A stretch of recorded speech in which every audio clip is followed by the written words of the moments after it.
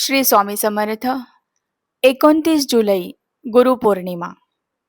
गुरुपौर्णिमेनिमित्त आपल्या सगळ्या जनकल्याणासाठी रात्रंदिवस फिरत असणारे आपले गुरु म्हणजे श्री दत्तात्रेय भगवान, तसंच कालांतराने त्यांचा जो अवतार झाला स्वामी समर्थ महाराज, अक्कलकोट निवासी.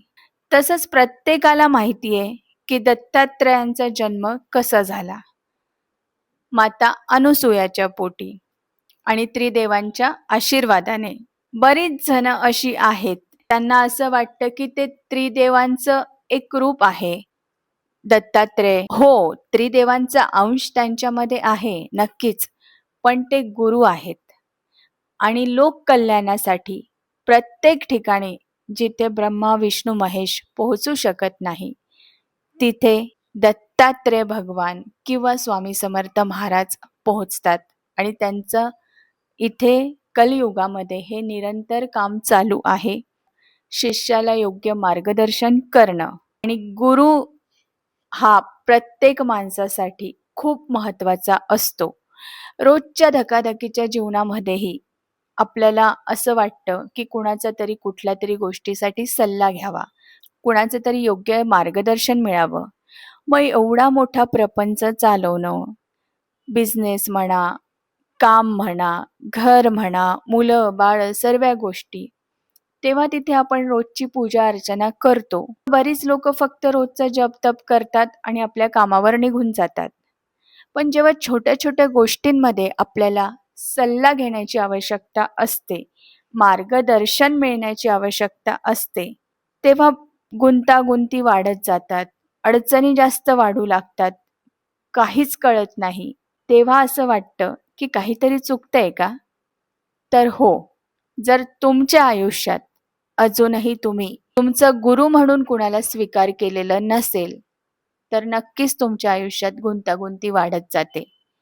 तो गुरु तुम्ही कुणाच्या तरी मनुष्य रूपात स्वीकार करू शकता, कुणाकुणाला खूप पटकन गुरु मिळतात.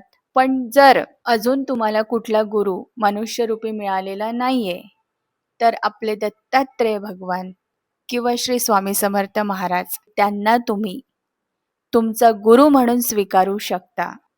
तुम्हाला जर मंदिरात जाणं शक्य नाहीये, तुम्हाला जर मठात जाणं शक्य नाहीये, तुम्ही घरी बसून आपलं गुरुपद त्यांना द्या. संकल्प करा आपल्या नावाने की तुम्ही आजपासून माझे गुरु आहेत आणि माझ्या सगळ्या संसाराचा गाडा तुम्हाला ओढायचा आहे आणि प्रत्येक वेळेस माझ्या अडीअडचणीच्या वेळेस तुम्हाला माझं मार्गदर्शक बनून उभं राहायचं आहे. आणि मग बघा तुमच्या अडचणी कशा हळूहळू कमी व्हायला लागतील. आणि जर कोणी तुमच्या आयुष्यामध्ये मनुष्य म्हणून एखादी गुरु आहे, तर मनापासून गुरुची भक्ती करा. आपलं आयुष्य जेव्हा स्वामी आणि दत्तात्रेय भगवान यांच्या हातात आपण देतो, तेव्हा गुरु सर्वात आधी शिष्याची परीक्षा बघतो. आणि बरीच लोक परीक्षा देण्याच्या आधीच तिथनं निघून जातात. नाही, आमच्या अडचणी तर वाढू लागल्यात. त्यावेळेस जेव्हा तुम्ही तुमच्या गुरुची आराधना करता, त्यासोबत तुम्हाला भगवान शंकराची आराधना करायची आहे. कारण गुरु सुद्धा आपल्या शिष्याला तोपर्यंत फळ नाही देऊ शकत, जोपर्यंत त्यांचे आराध्य त्यांना होकार देत नाही. आणि त्यांचे आराध्य कोण आहेत? भगवान शिव.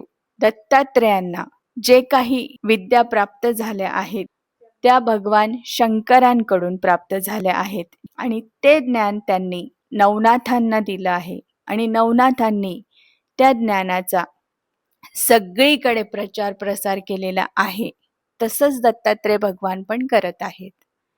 आणि त्यामुळे वेगळे वेगळे पंथ निर्माण झालेत, वेगळ्या वेगळ्या गोष्टी इथे आहेत. सर्व दत्तात्रेयांकडून नवनाथांकडे आलं आहे, नवनाथांकडून ऋषीमुनींकडे, आणि ऋषीमुनींकडून वेगळ्या वेगळ्या प्रकारे ग्रंथांद्वारे आपल्या जनसमुदायामध्ये पसरलं आहे. तसंच ह्या सर्व गोष्टींचं मूळ आहे भगवान शंकर. त्यामुळे आराध्य दैवत जोपर्यंत त्यांचे स्वीकार करत नाही, एखाद्या शिष्याची भोग संपवणं, तोपर्यंत गुरु पण नाही भोग संपवू शकत.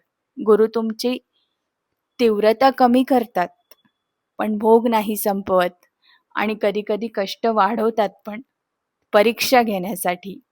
त्यामुळे जेव्हा तुम्ही गुरुची उपासना आराधना करता, तेव्हा त्यासोबत महादेवांची आराधना नक्की करा आणि आयुष्यामध्ये तुम्हाला काय फरक जाणवतो आहे, हे नक्की पडताळून बघा स्वतः, की काय फरक पडलाय. कारण बऱ्याच ठिकाणी हे पण गोष्ट बघण्यात आली आहे, की जशी त्यांनी दत्तांची, स्वामींची सेवा चालू केली, तर अडचणींचं गाठोडं अगदी जमा होऊन वाढल्यासारखं झालंय आणि सगळीकडून दरवाजे बंद झालेत आणि आता काय करावं काही सुचत नाही.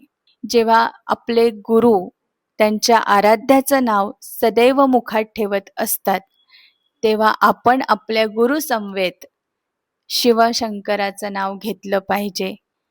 माता भगवतीचं नाव घेतलं पाहिजे आणि मग तुमच्या अडचणी कशा सुटायला लागतात हे तुम्हालाही कळणार नाही. श्री स्वामी समर्थ.